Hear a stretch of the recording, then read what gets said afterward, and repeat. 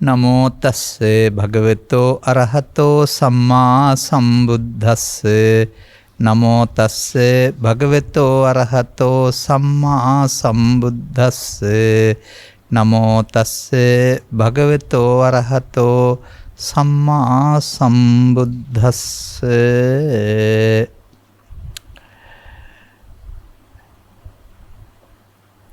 ඕවාද කස්සප බික්කු කරෝහි කස්සප බික්කුණං ධම්මින් කතං අහංවා කස්සප බික්කු ඕවාදෙය්‍යං තංවා අහංවා බික්කුණං ධම්මං කතා කරෙය්‍යං තංවා තීති. ධර්මානුශාසනාවෙහි සදහැබර අනුග්‍රහක දායකත්වය දරන්නා වූ පවුලේ අය ප්‍රමුඛ මෙම ධර්මානුශාසනාව ශ්‍රවණය කිරීම සඳහා අවධානය යොමු කර සිටින්නා වූ සදහැබර පින්වතුනි, ආරාධිත බෞතුන්, නිවනට උපනිශ්‍රය වන ස්වාමීන් වහන්සේ කැමැති පෙරදම දේශනාවක් කරන්න කියලයි විවෘත ආරාධනය කරලා තිබෙන්නේ.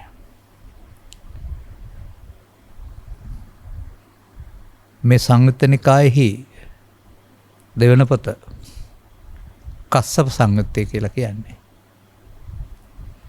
බුදුන් වහන්සේ සහ මහා කාශ්‍යප හිමියන් අතර ඇති වුණා වූ සාකච්ඡාවක් මේකේ තියෙන්නේ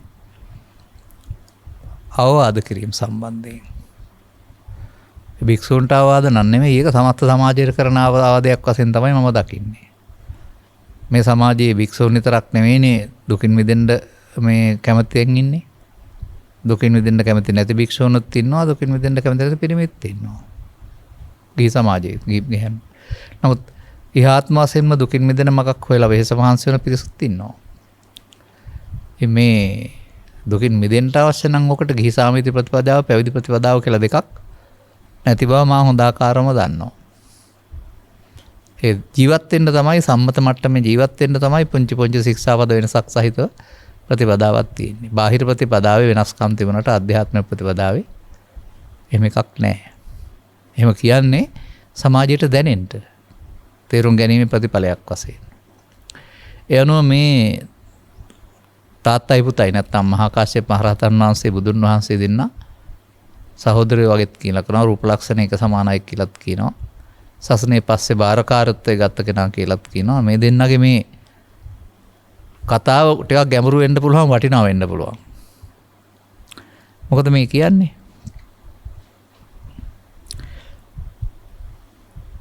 මහා කාශ්‍යප මහ රහතන් වහන්සේ බුදුන් වහන්සේ තාපු වෙලාවක තමයි මේ බුදුන් වහන්සේ මෙයාට කියන්නේ කාශ්‍යපේ භික්ෂුන්ට අවවාද කරන්න ඕනලු. දැහැමි කතා කියලා දෙන්න ඕනලු. මම හෝ ඔබ අවවාද කරන්නේ නම් අවවාද කළ යුතුයි අපි දෙන්නන් එක්කෙනෙක් කියලා. නැවත නැවතත් අවවාද කරමින් වීරියවන්ත කරන එක, උද්‍යෝගිමත් කරන එක ඒ සසුනේ තිබිච්ච දෙයක්. අදටත් තියෙන්න ඕන දෙයක්. යම් මට්ටමකට එනතුරු එතනින් එහාට යන්න දන්නවා, එතෙක් කෙනෙක් දිහා බලන් ඉන්න ඕන. මෙන්න මෙතන තියෙනවා පොඩි පැමිණිල්ලක්. මම පාලියෙන් කියන්නත් සිංහලෙන්ම කියන්න.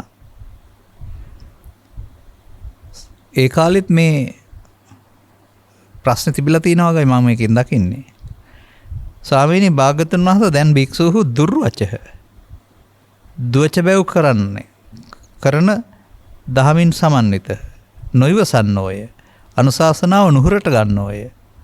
වහන්ස යම් කිසියකට කුසල් දහම් සැදැහැ නැද්ද? කුසල් දහම්මි හිරි නැද්ද? කුසල් දහම්මි ඔතප් නැද්ද? කුසල් දහම්මි වැර නැද්ද? කුසල් දහම්මි නුවණ නැද්ද? ඔහුට යම් රැයක් හෝ දවාලක් හෝ පැමිණේ නම් කුසල් දහම්මි පිරිහීමම කැමති වේ යුතු, වැඩිමක් කැමති නොවේ යුතු. එදත් එහෙමනම් මේ අවවාද පිළිගන්නේ නැති සහ ආර්ය මාර්ගයේ තේරුම් ගත්තේ නැති අය ඉන්නේ නැති. ඔක පැවිදි වුණයි කියලාම ආර්ය මාර්ගය ඔකොටම තේරෙන්නේ නැහනේ. ආර්ය මාර්ගයේ ගැනීම තුළ තමයි මේ ආධ්‍යාත්මික ශික්ෂණය එන්නේ. එහෙම නැති අය එදත් ඉඳලා තිනවා. අද ඉතින් කවර කතාවද බහුතරයක් එහෙම විය හැකියි කියලා හිතන්න ඕන. ඊළඟට මේකේ මට පැහැදිලි කරන්න තියෙන වචන ටිකක් තියෙනවා. එතෙන්ටයි මම මේ අනිත්ව කියාගෙන ඉන්නේ. වහන්ස යම්සේ කළුවර පසට කළුවර පස සඳට යම් රැයක් හෝ දවාලක් හෝ පැමිණේ නම් සඳ පැහැයෙන් පිරිහීමය. ඔය පසළොස්වක පෝයෙන් පසුව හැදෙන පැත්තට ගත්තහම හඳ අඩුවේගෙන ගිහින් දවස් 14ක් යන විට අමාවක එනවා. ඒක තමයි කළුවර පස කියලා කියන්නේ. දවල් රෑ දෙකේම ටික අඩු වෙනවා කියන එක කියන්නේ පෙන්වන්නේ. මඩලින් පිරිහීමය, දීප්තියෙන් පිරිහීමය, උසමහතින් පිරිහීමය. වහන්සේ එසයින්ම යම් කිසිවෙකුට කුසල් දහම් මිස දැහැ නැද්ද, හිරි නැද්ද, ඔත්තප්ප නැද්ද, වැර නැද්ද, කුසල් දහම් මිනුවන නැද්ද, ඔහුට යම් රැයක් හෝ දවලක් හෝ පැමිණේ නම් කුසල් දහම් පිරිහීමම කැමති යුතුය, වැඩිමක් කැමති නොවේ.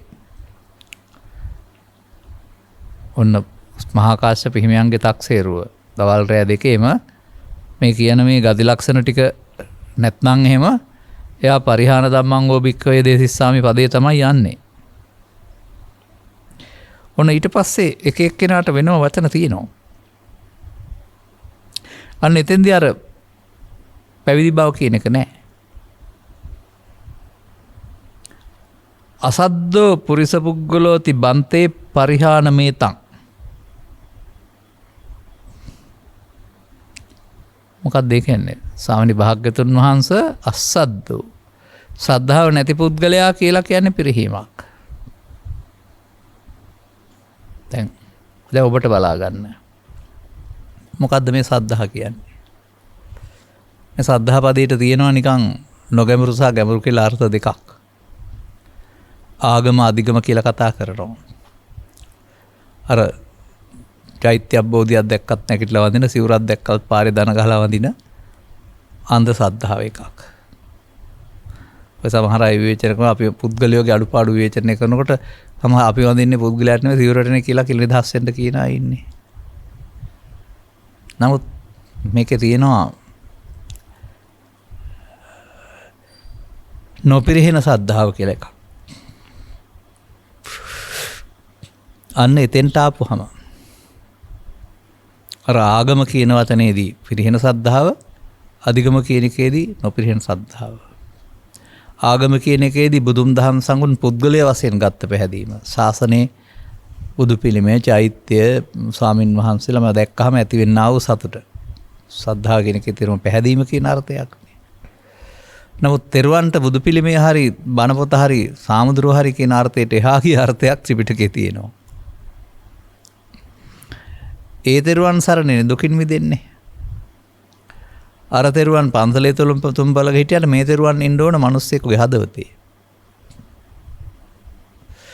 අනේ එතකොට අර බුදු බණ ආසා අද පටන් මා තෙරුවන් සරණ ගිය කෙනෙක්ට සලකන සේක්වා කියලා කතා කරන්නා වූ අය මේ නොපිරිහෙන සද්ධාවෙන් යුක්ත අය. ඉදිරියට යන පුද්ගලයෝ. නිසා මම දකින්නේ අර කෙනෙක්ගේ වරදක් දැකලා මුළු මහත් සමාජයටම දොස් කියන, එහෙම නැත්නම් දොස් කියන්නේ ඒක දඩවීමා කරගන්න අය සදෑව තේරුම් අරන් කරන අය නෙමෙයි. මොකද එදත් මේ නොකීකරුවා හිටියයි කියලා තියෙනවා. අදත් එහෙමනම් කෙනෙක් අතින් වැරදි වෙන්න පුළුවන්. මොකද වැරදි කරන්නේ මම දකින්නේ පුද්ගලයා නෙමෙයි ත්‍රිවිධ විතර්කය කියලානේ කියන්නේ. ඒකට ඉතින් කාපු මකුණයි නොකාපු මකුණයි තුන් දෙන්නම එක සමාන නැහැ. අසද්දෝ පුද්ගලයෝ ඒක දඩවීමා කරගන්නවා. ඔය 56 59 වණ්ඩාරනායක ඝාතනයේදීත් එහෙම නැත්නම් ඔය 2000 ගණන් වල ආපු මොකද්ද මේ හග්ගෙඩියක් මුල් කරගත්ත මැතිවරණ ව්‍යාපාරයේදී දෙකේදීම ඔය අසද්ද පුද්ගලයෝ අනිත් හැමෝමත් ඒගොල්ලෝට දාලා කතා කරා. නමුත් මේ පෙන්වන්නේ ඒ අය විතරක් නෙමෙයි.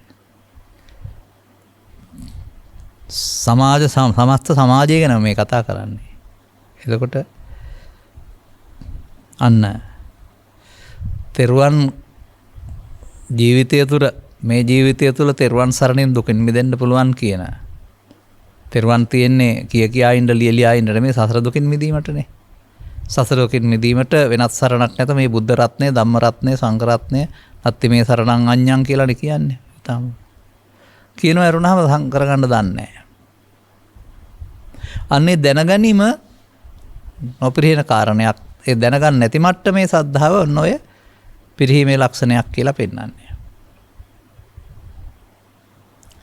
එසා පුද්ගලයෙක් සම්බන්ධයෙන් ඇතිවෙන මුල් ශ්‍රද්ධාව පසු කාලීනව නැති වෙලා යන්න පුළුවන් පෘථග්ජන පුද්ගලයෙක් ගාව. මොකද ඔහු බලාපොරොත්තු මට්ටමට හමු වෙන්නේ නැත්නම් සහ ඔහුගේ අවබෝධය නැතිට කළ තුල. ඊළඟට තව වචනයක් තියෙනවා. අහරිකෝ පුරිසෝ පුද්ගලෝ බන්තේ පරිහානමේතං. මොකද මේ කියන්නේ? ලැජ්ජ නැති කෙනා. හිරි නැති පුද්ගලයා කියන්නේ ලැජ්ජ නැති කෙනා කියන්නේ කෑම කන්න හරි ගින්ත ගීතයක් ගායන්න හරි නෙමෙයි. අර්ථ දෙකකින් ගන්න.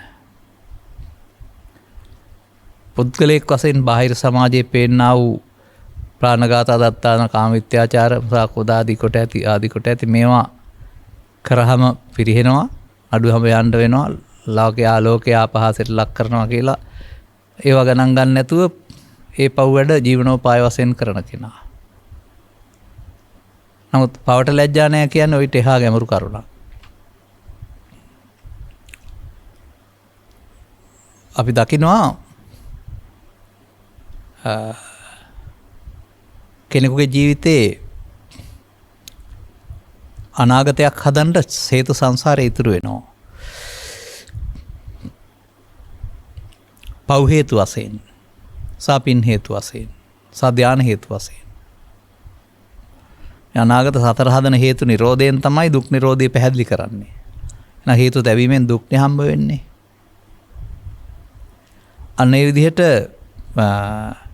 සසරට ඇවිදින්ට හේතු තබන්න බය නැති කෙනා තමයි මේ හිරි නැති කියලා කියන්නේ. ලැජ්ජ නැති කෙනා කියලා කියන්නේ. පවට ලැජ්ජාව කියලා කතා කරන්නේ. පවට ලැජ්ජාව බාහිර වශයෙන් කයින් වචනෙන් කරන ක්‍රියාවක් තුළින් මනින් නැතුව කාම විතර්කයේ, ව්‍යාපාද විතර්කයේ, විහිංසා විතර්කයේ කියලා කියන්නේ පවට අදාළ මුල්. මේවා ක්‍රියාත්මක කරන කෙනා තමයි මේ පවට ලැජ්ජ නැති කෙනායි කියලා කියන්නේ. එතකොට ඒකෙදී මොකද්ද පිරිහීම කියලා කියන්නේ?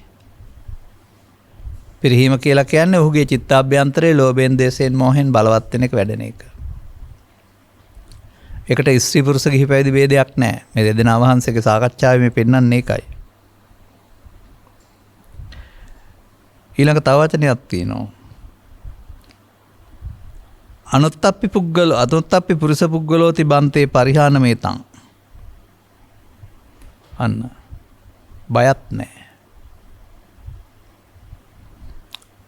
වර්තමාන සමාජය තුළ ඔය තිබෙන්නේ ඔය නීතියෙන් රිංගලා ගිහින් ඕන තරම් වැරදි පව් කරලා නිදහතර කරුණු කියන පවට බය නැති වුණාට හැබැයි විපාකය පස්සෙන් එනවා.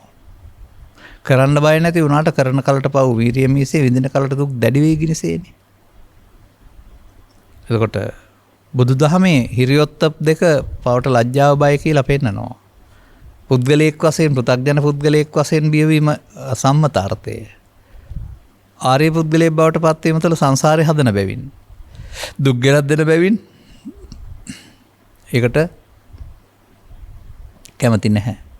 නමුත් ඒ දෙක නැත්නම් ඒ පුද්ගලයා පිරිහෙන පුද්ගලයෙක් කියලා මහා කාශ්‍යප මහ රහතන් වහන්සේ අර මුලින් කියප එක විස්තර කරනවා.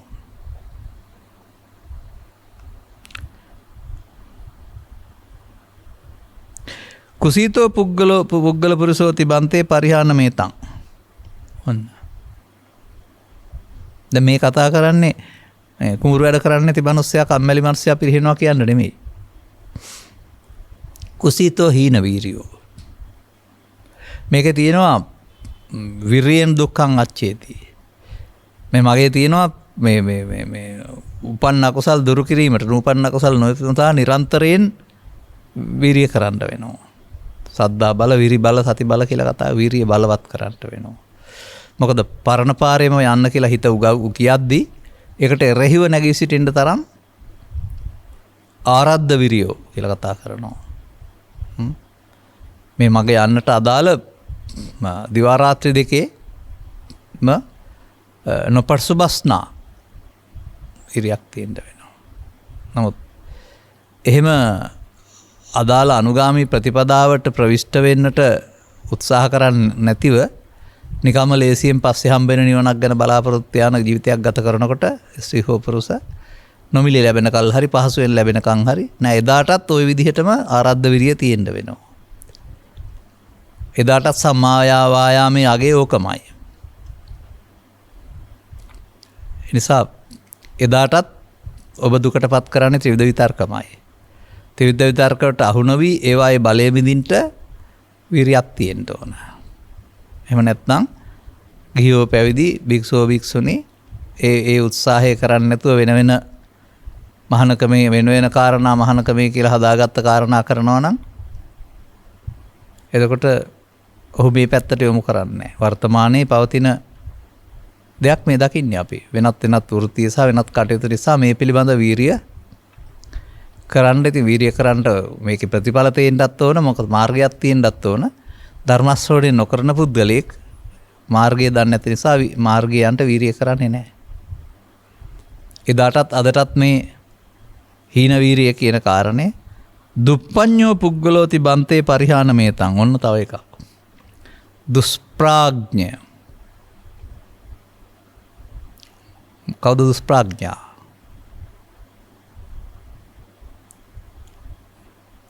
ප්‍රඥාවක් නැති කෙනා කියලා කියන්න පුළුවනි.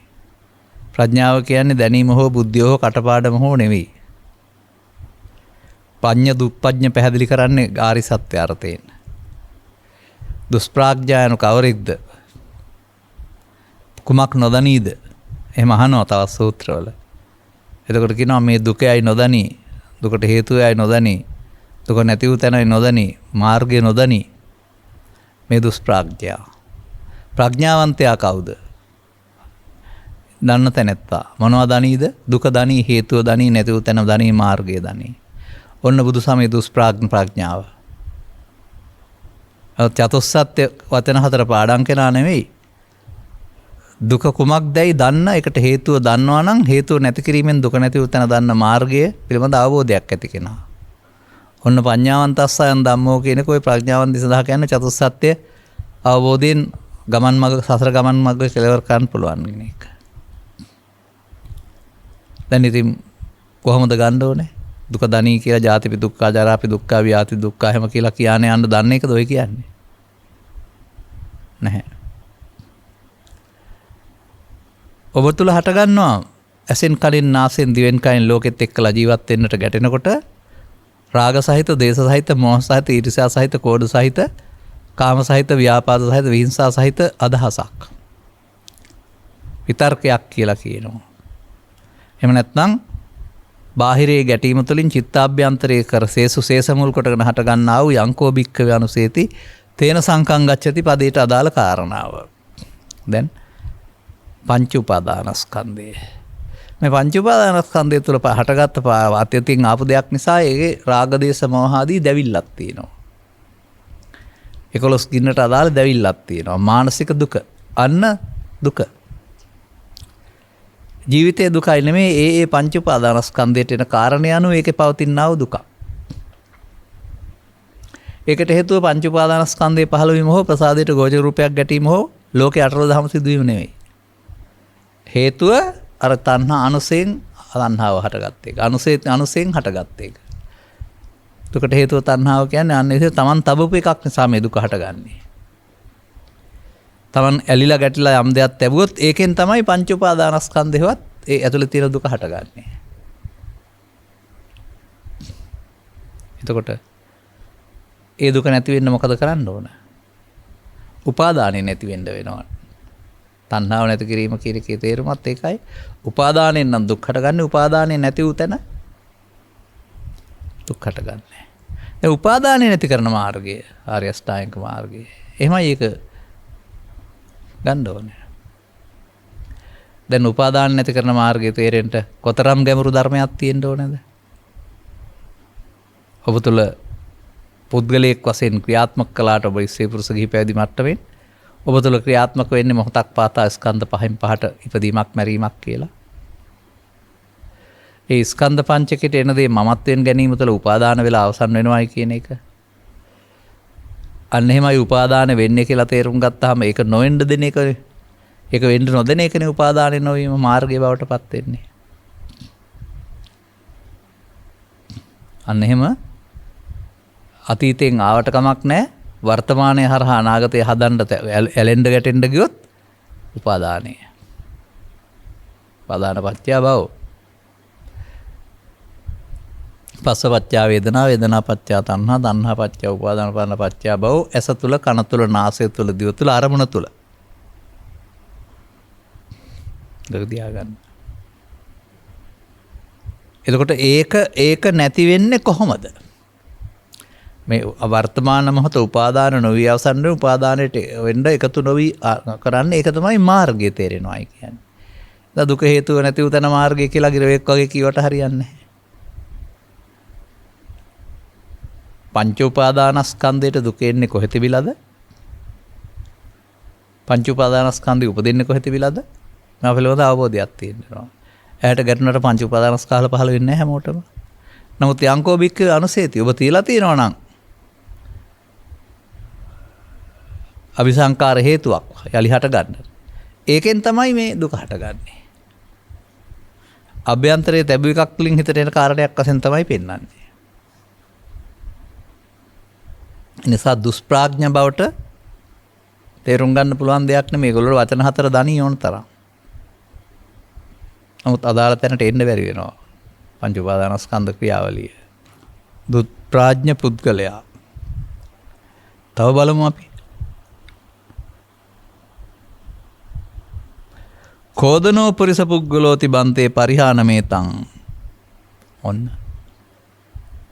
අසුරු ගසන සැනකින් ඉන්න ස්වභාවය වෙනුවට ඇස් රතු කරගෙන ඇඟ ලේ නරක් කරගෙන පරස වචන පාවිච්චි කරන වහා කිපෙන. කෝදනෝ කියන එකේ තේරුම ඒකනේ. එතකොට මේ ස්ත්‍රීද පුරුෂද ගිහිද පැවිදිද ඔබ මේ ජීවිතයේ ජීවත් වෙනකොට ඔබට කැමති විදිහට සිදු නොවන විට අවදි වූ තැන් පටන් නිින්ද දක්වාම මේ ඔය ලේ රත් වෙන තැනට ඔබ පුරුදු කරලා තියෙන්නේ. එතකොට බුදුන් වහන්සේ මහා කාශ්‍යප මහ රහතන් වහන්සේ පදා යම්කිසි පුද්ගලයෙක් කිපෙනවා නම් ඒක බාහිර සාධකයක් නෙමෙයි. බාහිර තියෙන පුංචි හේතුවක් විතරයි. Taman සතු දුර්වලකමක්. අන්නේ Taman සතු දුර්වලකම තමයි මේ අර රාග වේපුල්ලන්, දේශ වේපුල්ලන්, මේහ වේපුල්ලන් කියලා පෙන්නන්නේ පරිහාන ධම්මං කියන එකෙන්. එතකොට මේ ශරීර සෞඛ්‍ය හා ධන පරිහානියක් ගැන කතා කරන්නේ නැහැ. මේ ආධ්‍යාත්මිකයේ නුගුණ පෝෂණය වීම කතා කරනවා. දැන් බලන්න ඔබටත් මේ ගති ලක්ෂණ තියෙනවද කියලා.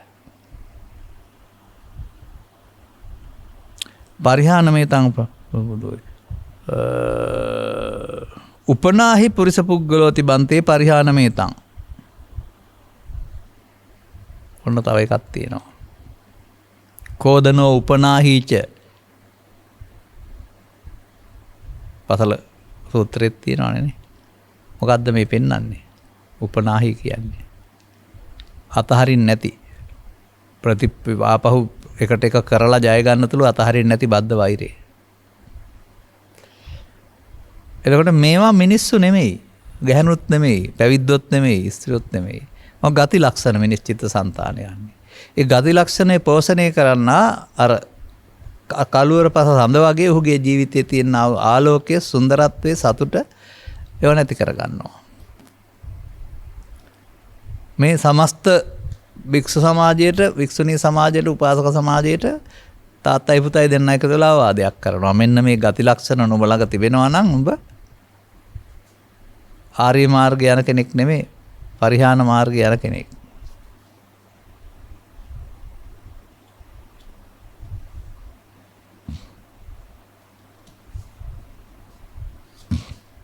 ඔන්න.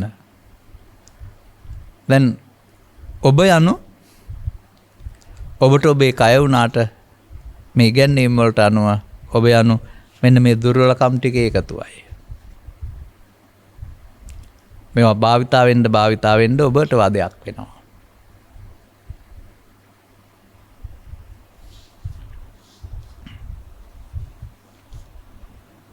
වහන්ස යස්ස කස්ස ජීවන්තයේ සද්දාති කුසලේසු ධම්මේසු හිරියත්ති කුසලේසු ධම්මේසු. අන්න අනිත් පැත්ත පෙන්වන්න හදනවා දැන්.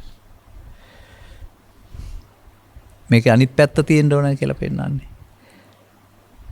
කුසල් දහම් ඇද්ද, කුසල් දහම් හිරියද්ද, කුසල් දහම් උතප්පැද්ද, කුසල් දහම් වැරැද්ද, කුසල් දහම් නුවණ ඇද්ද.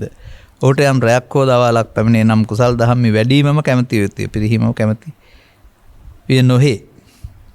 කුසල් දහම් කියන්නේ පින් කියන එක නෙවෙයි එතන. ඕවෙන් ඔය කියන ගති ලක්ෂණ වලින් වෙන්වීමටනේ අකුසලයෙන් වෙන්වීමටනේ කුසලයේ කියන්නේ. ලෝභය දේශේ මෝහය අකුසල, ලෝභ දේශ මෝහ මූලයන් අකුසල් මූල. අලෝභය දාව. එතකොට ඒවෙන් වෙන් වෙනකොටනේ කුසලතා දක්ෂතා කියලා කතා කරන්නේ. මේ දුර්වලකම් ටික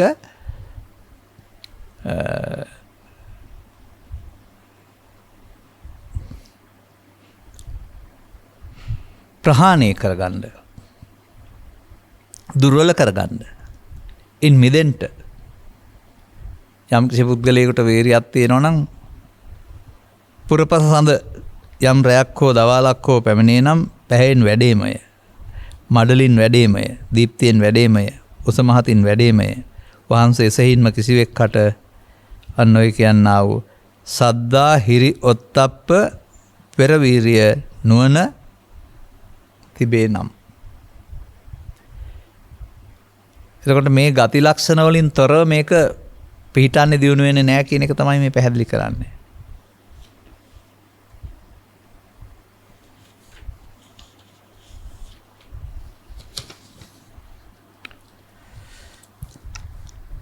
බලමු මේ දෙදෙනාගේ ඉතුරු කතා ටික.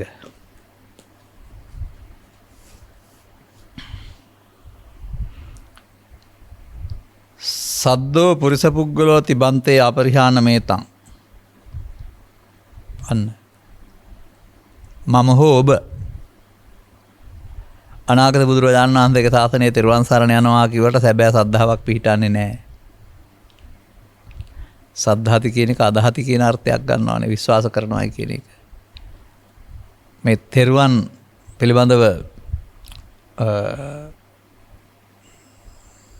පොතපත විග්‍රහ කරන සම්මත අර්ථය ඉක්මවා යන්න ඔබ දැනගන්න වෙනවා. තෙරුවන් කෙරෙහි පැහැදීම කියන එක සාමාන්‍යයෙන් බුදුන් කියලා, බුදුන් වහන්සේ, ධර්මයේ කියලා, බණපොත, සංඝයා කියලා, හාමුදුරුවෝ කියලාමයි තාමත් මේ සමාජයේ තියෙන්නේ. ඒක සම්මත අර්ථය නැත්නම් ආගම සද්ධාර්ථය. බුදුන් කියන්නේ පිළිමෙට හරි ශරීරයට නෙමෙයිනේ. බුදුන් කියන්නේ බුදුන් දහම් නිවන් කියන්නේ සංසුන් සිතට නැත්නම් බුදුන් වහන්සේගේ පරමාර්ථ කයට, ධම්ම කාය කියලා කතා කරනවා. ඒකට බුද්ධත්වය කියලා ලැබපු දේ පිළිබඳව පැහැදීමයි මේ බුදුන් කෙරෙහි පැහැදීම. ධර්මයේ කියන්නේ ලස්සන බණ කතාවක් තියෙනවා, මේකට පැහැදීම කියලා කියන්න එපා. ධර්මයේ කියන්නේ නිවීම. ධර්මයට පැමිණෙනවා කියන්නේ ඒකනේ. එතකොට ධර්මයේ පැහැදීම ආරම්භ වෙන්නේ ධර්මයේ දැක්කායනේ.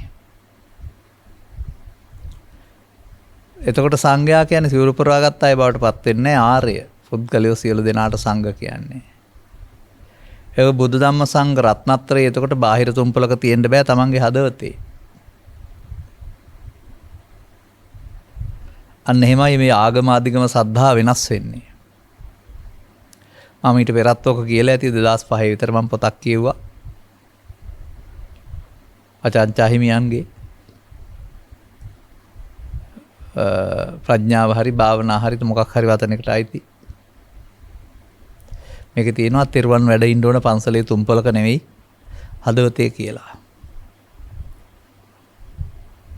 ඒ සරණ කරගන්න තෙරුවන් හදවතේ කියන්නේ රුධිර දහවනේ කාර්නිකා කෝසිකා කියන එක නෙමෙයි, සිතේ ඉන්න ඕන කියන එක. ඇදහිම විශ්වාසය. ඒ කියන්නේ ඒ තෙරුවන් මේ මොහොතේ ඔබට එන දුක් වලින් මිදෙන්න සරණ වෙනවා. එහෙමයි. ඒකයි ඔය සසර දුකින් මිදීමට තෙරුවන් සරණයි කියලා කියන්නේ.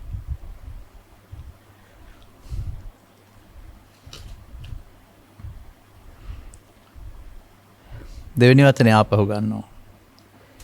හිරිමා පොරිසපුග්ගලෝ තිබන්තේ අපරිහානමේතං. අන්න ආයෙත් වෙනවා. ලැජ්ජා ඇති. දැන් මෙතන මේ සද්ධා නැති ලැජ්ජා නැති කියන කාරණේදී මොකද්ද වෙන්නේ බලන්න. අරමුණට අහු වී කාම විතර්කයට, ව්‍යාපාද විතර්කයට, විහිංසා විතර්කයට අහු වී චිත්තාභ්‍යන්තරයේ කෙලසෙනවා. අන්න ඒකට පිරිහීම කියලා කියන්නේ.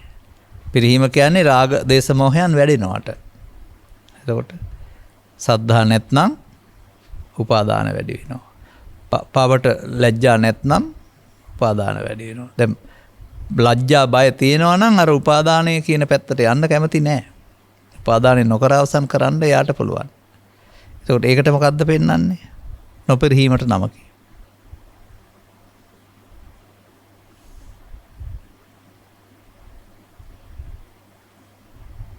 අන්න දැන් අනන්ත සංසාරයේ මේ එන අරමුණු වලට අහු වී එකතු වෙමින් තණ්හා උපාදාන විද්‍යා සංකාර කරමින් පමාද විහාරීව ගත කරපු පුද්ගලයින්ට මේ ධර්මය හමු වෙනකොට මේක අනිත් පැත්තට හරවන්න ඇරඹු රුකුල් වැර වීරිය ඒ පාරේ යන්න නෙමෙයි ඒ පාරෙන් නැත මිදෙන්න ඇති පුද්ගලයා යනෝ ඒ පුද්ගලයා ස්ත්‍රීද පුරුෂද ගීද පැවිදිද කතාවක් නැහැ. එහෙමයි මේ පුද්ගල නාමය තියෙන්නේ. එය නොපරිහීමට නමකි.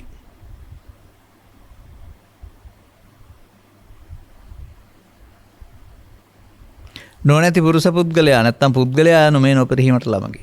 අර දුෂ්ප්‍රාඥ කියන වචනට එරෙහිව ගන්න නුවණැති.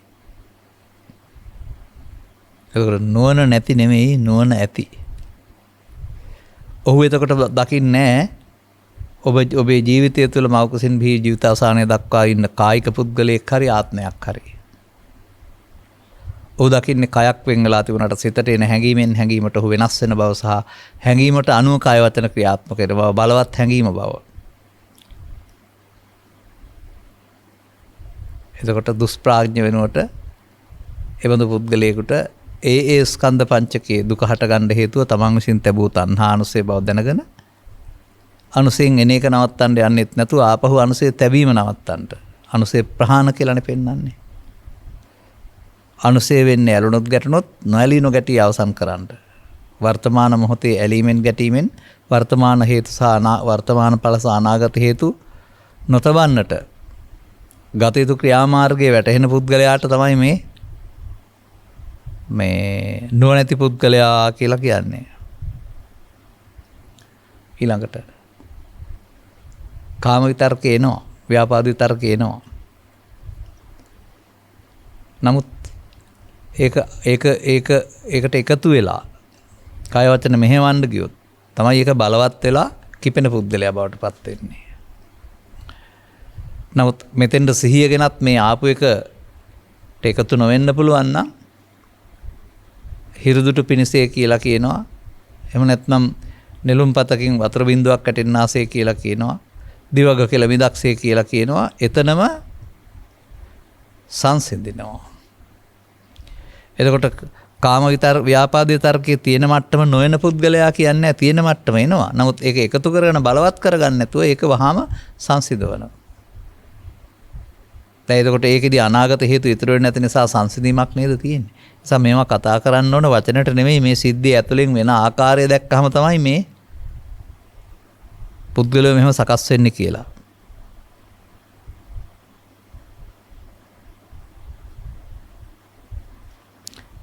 බද්ධ වෛර නැති පුද්ගලයා යනු මේ නොපිරීමට නමකි.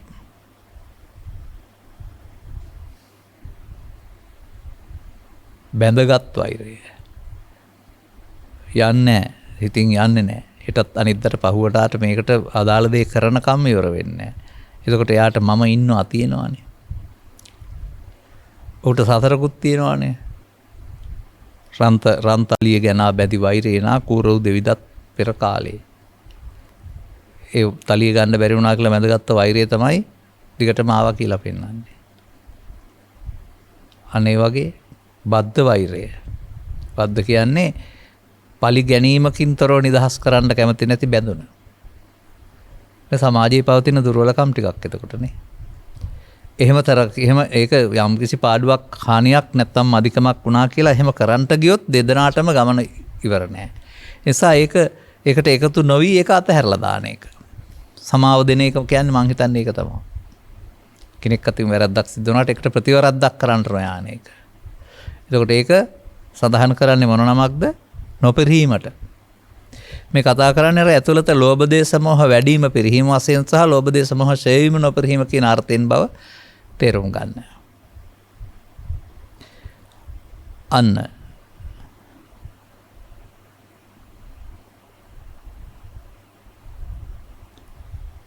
මෙන්න මේ සඳහායි භික්ෂූන්ට මහා කාශ්‍යප මහ රහතන් වහන්සේ බුදුන් වහන්සේ අවවාද කරන්නේ. අර අතුලතින් මේ කාරණා ටික බලවත් කරගන්න පාර ගියොත් නුඹ දුකටපත් වෙන්නේ.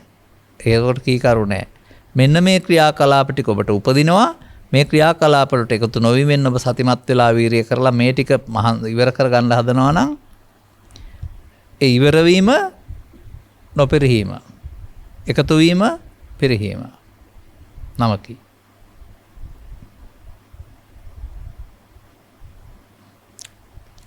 මේ විග්‍රහයට සවන් දෙන බුදුන් වහන්සේ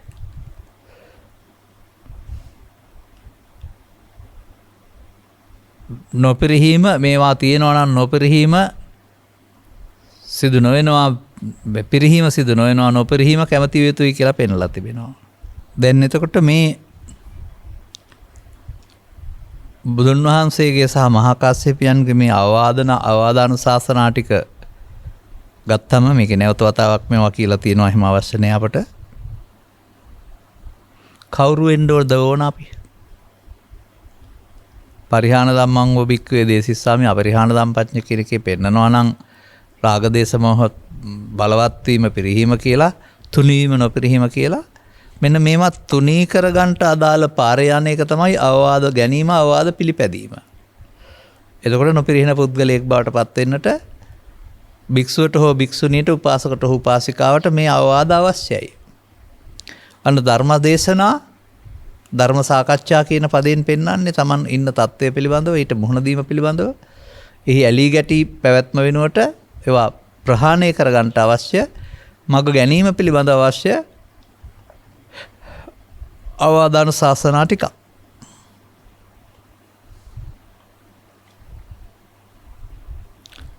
දැන් ඔබ ළඟට බලන්න. ශ්‍රද්ධාවන්ත පින්නතුනි කියලා කතා කරපුවාම එයින් බුදු පිළිමයට වඳින බෝධියට වඳින පාරේ දැක්කත් ස්වාමීන් වහන්සේ නමකට වඳින කියන අර්ථය නරක හැම හෝ පව් හෝ කියන්නේ නැහැ මම. නමුත් මේ පෙන්වන්නේ ඊට වඩා ගැරුණු කරුණක්. මේ නොපිරිහීමට නමක් කියන එකේ තේරුම චිත්තාභ්‍යන්තරයේ ලෝභයේ දේශේ මොහේ බලවත් නොවෙන්නාට නමක් කියන එක.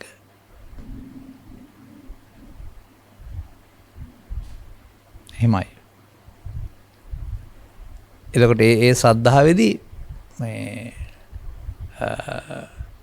ඔහුගේ හිත කිසියම් ආකාරයක පාපකාරී දේවල් වලට එකතු වෙන්නට එළියෙන් හෝ රහසින් හෝ ඔහුගේ හිත ඉඩ දෙන්නේ නැහැ. ඒ ඔහුට පේනවා සතර හදන ඉස්සරහට දුක්ගෙන දෙන කාරණයක් කියලා. ඒ නිසා ඔහුට ඒකෙදි අවශ්‍ය වෙන්නේ මේ අධිගම ශ්‍රද්ධාව ඇති පුද්ගලයාට එයින් මිදෙන්න. අන්න බලන්න භික්ෂු සමාජය තුළට බුදුන් වහන්සේ මහා කාශ්‍යප මහ රහතන් වහන්සේ කීපයක් ප්‍රධාන කරුණු කීපයක් පෙන්නමින් ඔවුන් සතුව පවතිනා වූ දුර්වලකම් ටිකක් ඇසුරු ලැබුවේ නැත්නම් අවවාද ලැබුවේ නැත්නම් පෝෂණය වී දුකටපත් වෙන ආකාරය පෙන්නමින් ඇසුරු ලැබුවොත් තේරුම් ගත්තොත් ඔහුට ඉදිරි ගමනක් තියෙන බව පෙන්නමින් අදටත් එහෙමයි. මේ සදහැව කියන කාරණාව බාහිර පූජ්‍ය වස්තු තුනකට ඇති වෙන පැහැදීම ඉක්මවා යමින් බුදුවරු ලෝකට හෙළි කළා වූ ධර්ම කරුණු ජීවමාන මේ සමාජයේහි උන්වහන්සේලා මේ කළ කර්තව්‍ය පිළිබඳව උන්වහන්සේලා හිටියා වූ සංසුන් බව පිළිබඳව නොපිරිහෙන සද්ධාවකින් යුක්ත වෙන්න වෙනවා. සාමාන්‍යයෙන් මගේ මතකයේ තියෙන කතාවක් මම කියනවා මෙහෙම කාලයකට.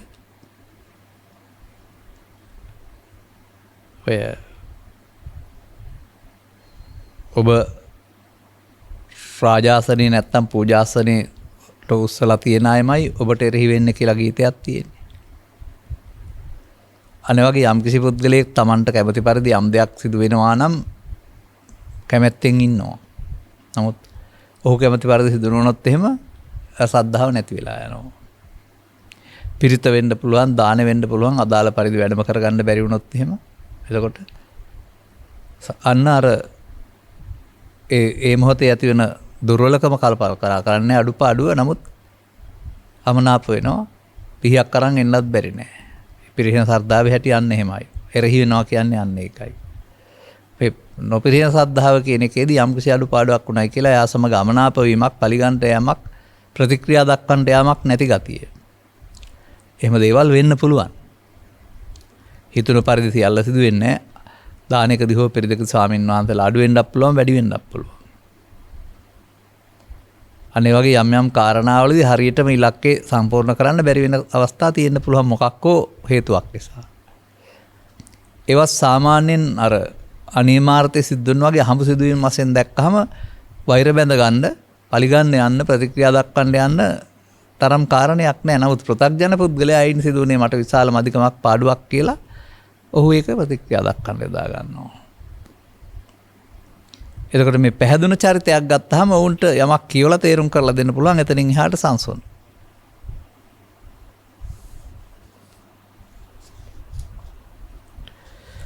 ඊළඟට අපි ගන්නවා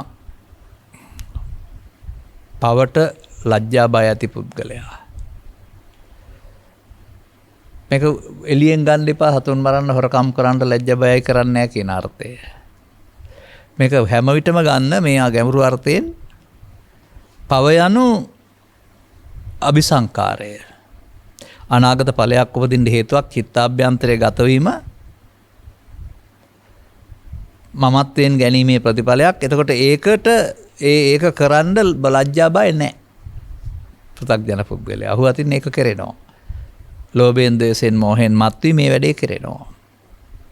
ඔහුට වැටහෙනවා නම් ලෝභයෙන්, ද්වේෂයෙන්, මෝහයෙන් ආසක්ත වුණ විට මේක කරන්නේ කියලා අන්න ඒ මොහොතට ඒ මොහොතටපත් වෙන්න තියෙන බය පවට ලැජ්ජා බය.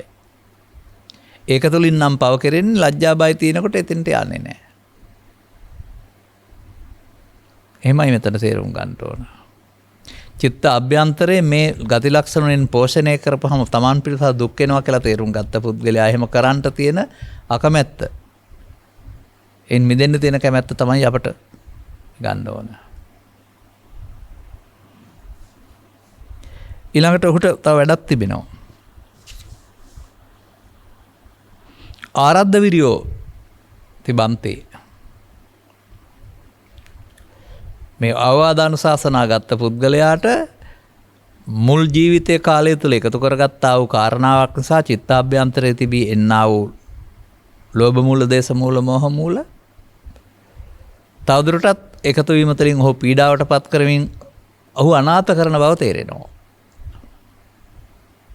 එයාට ඉඩ දුන්නොත් තවදුරටත් අර යණයකා කොරහක් දිනගෙන යනවා කියනවා වගේ තවදුරටත් මේ ලෝභයේ, දේශයේ මේ බලවත් කරමින් Tamanට දුක්පත්පත් වෙන බව ඔහු අපි පාලනය කරන බව තේරෙනවා. ආරද්ධ විරියෝ පහිතත් ඕගන්තර දුක් කරන් කියලා කතා කරනවා. අන්න මේ ඇරඹු වීරිය ඇතිව මේ පුද්ගලයාට මේ හැඟීමට ඉඩ නොදෙන්නට ඔහු එතනින් ඔහුගේ බලය දුර්වල කරලා දාන්න. වර්තමාන මොහොතට මේ එන්නා වූ හැඟීමට එකතු වෙලා ආසක්ත වී ප්‍රතික්‍රියා දක්වන්න යන්නේ නැතුව ඒකට එකතු නොවෙන්න වීරියෙන් කරන්නේ ඒකයි. සංසිඳ වීමයි වීරියෙන් කරන්නේ. එකතු වීමෙන් සංසිඳෙන්නේ නැහැ, බලවත් වෙනවා. එකතු නොවීම තුළ අන්න එතකොට අර හඳට දීප්තිමත් වෙන්න දවල් රැ දෙක ප්‍රශ්නයක් නැහැ වගේ ඔහුටත් නිින්ද හැරෙන විට ජීවිත කාලයේම දවල් රැ නැතුව මේ ආරද්ධ විරියෙන් මේ ත්‍රිවිධ විතර්ක සංසිඳවන්න පුළුවන් නම් ඒ බුදුන් වහන්සේගේ මහා කාශ්‍යප පියන්ගේ අවවාදය පිළිගත්ත ඒ අනුව ආරද්ධ විරියෙන් යුක්ත පුද්ගලයා. ඔහු එහෙමනම් අපහාන වෙනකොට ප්‍රහාණය නැමැති මාර්ගයේ යමින් ඉන්නවා කියන එක ඔහුව සංසුන් වෙනකොට ඔහුට තේරෙනවා. මේ කියන කාරණා ටික ගත්තාම වෙන මොනක්වත් ආව බණක් දැනගන්න ඕන නැහැ. තමා තුළ සිදුවෙන්නා වූ ක්‍රියාකලාපයකට යටත් වී යන්න දෙන්නේ නැතුව ඒ ක්‍රියාකලාපයේ සිදෙන් බැහැර කිරීම සඳහා මාර්ගය ගැනීම තමයි මේ දුක හේතුව නැතුව තන මාර්ගය කියන එකෙන් කියන්නේ කියන එක තේරෙන්න වෙනවා.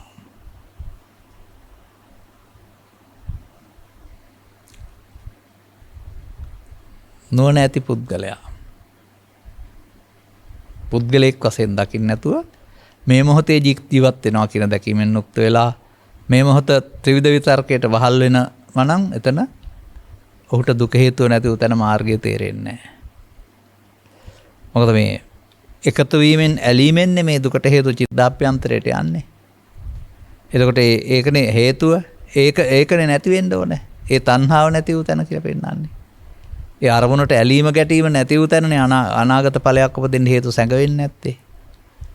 එතකොට ඒ පිළිබඳව වැටහෙන පුද්ගලයාට මේ මොහොත අතීතයෙන් එන වර්තමානයට එකතු නොවන නිසා අනාගතයක් නොහැදෙන තැනට අදාළ කටයුත්ත කරන්නට අවශ්‍යයි කියන එක පිළිබඳව වැටහෙන එක තමයි මේ නොනැති පුද්ගලයයි කියලා කියන්නේ. එතකොට ඔවුන් මේ හැම චරිත ලක්ෂණයක්ම පෙන්වන්නේ පරිහානියට පාර කපන්නේ නැහැ කියන එක. මේ හැම චරිත ලක්ෂණයක්ම භාවිතා කරන්නේ නම් පරිහානිය වළක්වනවා. පරිහානිය මග ලෝභ දේශ මොහ බලවත් වීම වළක්වන මග ලෝභ දේශ මොහ ඡේවි යන විට ධර්මයට මාර්ගයේ විවෘත වීම.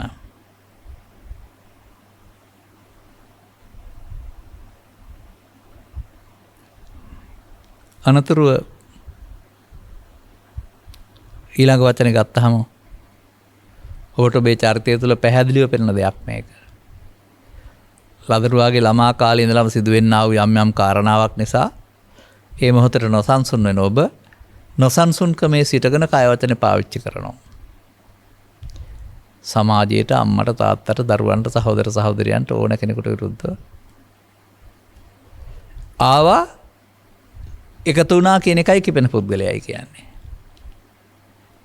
හොඳින් දර්ශනය කරගන්න එන එක වෙන එකක් එකතු වෙන එක තවත් එකක්.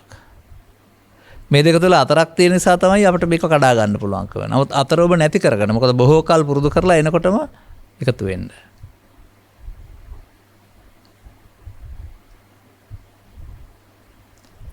එනිසා චිත්ත අභ්‍යන්තරයේ මේක නැතුව නොකපෙනවා කියන අර්ථය මේකෙන් කියන්නේ නැහැ. තිබෙනවා නම් එනවා ආවට ඒක බලවත් කරන යාර පාරට නැතුවම යාට දුර්වල වෙන පාරට වැටෙනවා. එතකොට ඒක පිරිහීමක් නෙමෙයි දියුණුවක්. එනිසා මම දකින්නේ මේ බුදුසමය ඉගැන්වීම තුළ මේ හැඟීම් එන්නට නොදී සංගවාගෙන සිටීමක් නෙවෙයි. මේ හැඟීම් ඔබමා හැමදෙනා මේ සමාජයේ සදහම් තේරුම් ගන්න ඉස්සලා භාවිතා කිරීම තුළින් කුල්මත් කරගත්ත බලවත් කරගත්ත යම් මට්ටමක ස්වභාවයක් පතුලේ පවතින සිතේ. මෙයාට බය වෙලා හෝ මෙයාට එන්නුදී මේකෙන් නිදහස් වෙන්න බෑ.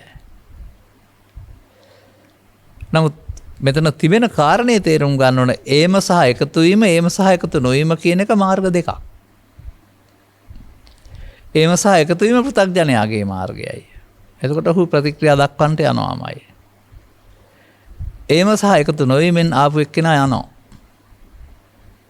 ඔබෙන් බැහැරට යනවා. ඒ බැහැරට යාම මේකේ පෙන්නනවා අපරිහාන ධම්මං කියලා.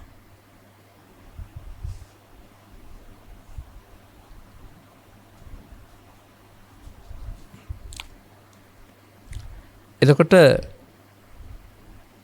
බඳුවත් ආයතුලින් අර එකට එක කිරීම නැමැති ප්‍රශ්නය මුල් කොටගෙන දුරදිග යන්නා වූ ගැටලු සමාජයේ අදත් සිදු වෙනවා.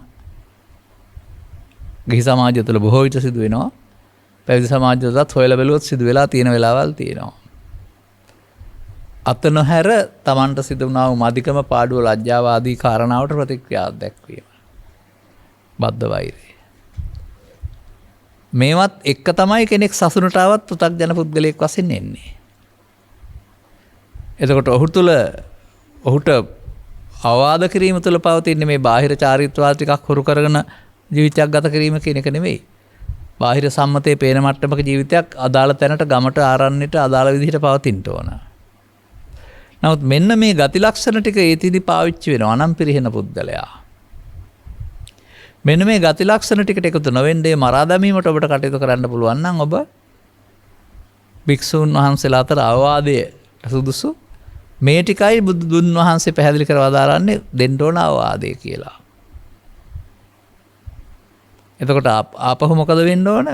මේ කාර්යය තේරුම් ගත්තාම ඔහුට මොහොතක් පාසාම මේ කටයුත්තට අවතීර්ණ වෙන්න පුළුවන් වෙනවා. දැන් චිත්තාභ්‍යන්තරයේ දුර්වලකම පොහසත් වෙනවද දුර්වල වෙනවද? එකතු වීමෙන් බලවත් වෙන්නේ. එකතු නොවෙන්න එයාට එයාගේ වාසයට ආහාර හම්බ වෙන්නේ තැන හම්බ වෙන්නේ. එයාට පිළිගන්න වෙනවා එයාත් මේ ජීවිතෙන් යා යුත්තේ කියලා. සරුවට වැවිලා යන්න බලවත් කරගෙන එයාට ඕන පාලනයක් කරන්න ඉඩ දෙන්නේ නැති වෙනත් ශක්තියක් අපිටල වැඩි දියුණු වෙනකොට එයා යා යුත්තේ බව පිළිගන්නවා. ඊට පස්සේ එයා අය ප්‍රතිපදාවේ නෙමෙයි ඉන්නේ ඡය ප්‍රතිපදාවේ. මේ මිනිස් ජීවිතය තුළ වෙන්න ඕන දෙයක් නේද? බුදුන් වහන්සේ මහා කාශ්‍යප මහ රහතන් වහන්සේ එකතු වෙලා යම් පුද්ගලයෙක් භික්ෂුව හෝ භික්ෂුණී උපාසක උපාසිකා මෙන්න මේ ගති ලක්ෂණ ටික වැඩි දියුණු එක තමයි අවවාද පිළ නොගැනීමෙන් කෙනෙකුගේ පරිහානිය. මෙන්න මේ ගති ලක්ෂණ ටික දුර්වල එක තමයි අවවාද පිළිගැනීමෙන් කෙනෙකුගේ දියුණුව. එදාටත් අදටත් හෙටටත් වළංගු වෙනවා. ඒකයි තේරුම් ගන්න ඕන. අනේ එතකොට ඔබට තේරෙනවා මේ බාහිර කාරණා සම්බන්ධ එකතු වීමක් බාහිර කාරණා වැඩි කර ගැනීමක් වෙනකොට මේ චිත්තාභ්‍යන්තරයෙන් එන්නා වූ කාරණයක් තුල තමයි මේ පරිහානිය සහ දියුණුව තියෙන්නේ කියන එක. පරිහානිය ඔය කියන අවවාදානුශාසනා ගන්න නැතුව පෘථග්ජනයාට එකතු වෙන ඕන කෙනෙක් පරිහානිය කරා යනවා. පැවිද්ද තුළ හෝ උපාසක භාවය තුළ අදාළ ක්‍රියාමාර්ගයක් පිළිබඳ අවදානුශාසනා හම්බ වුණාම මේ පුද්ගලයා එකතු වීම වැඩි දියුණු කිරීම වෙනකොට අතහැරීම කළා යනකොට ඔහු අපරිහානිය නැත්නම්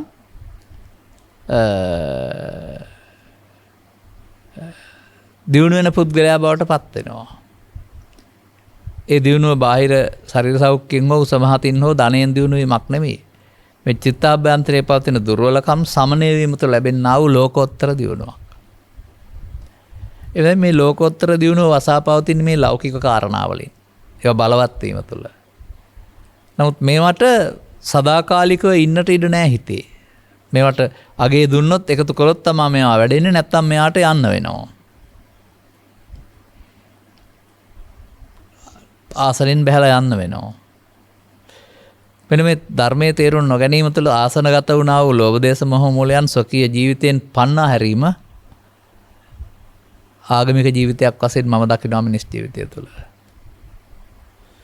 අදාළ දුර්වලකම් පෝෂණය කරගෙන ඇති බැවින් කොයියම් මොහොතේ මතුවේදයි කියන්න බෑ.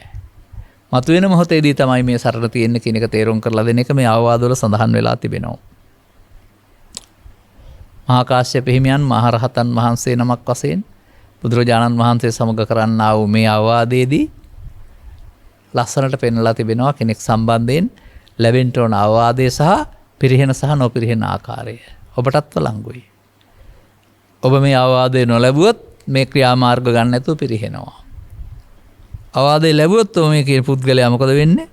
සදහවත් පුරුෂයා, හිරි ඇති පුද්ගලයා, උතොප් ඇති පුද්ගලයා, ඇරඹු වැර ඇති පුද්ගලයා, නුවණැති පුද්ගලයා, නොපිකන පුද්ගලයා සහ බද්ධ වෛර නැති පුද්ගලයා යන මේ කරුණ ඔස්සේ ඔබ නොපිරිහෙන පුද්ගලයෙක් බවට පත් වෙනවා. එය ජීවිතය තුළ අනුගමනය කළ යුතු ප්‍රතිපදාවයි.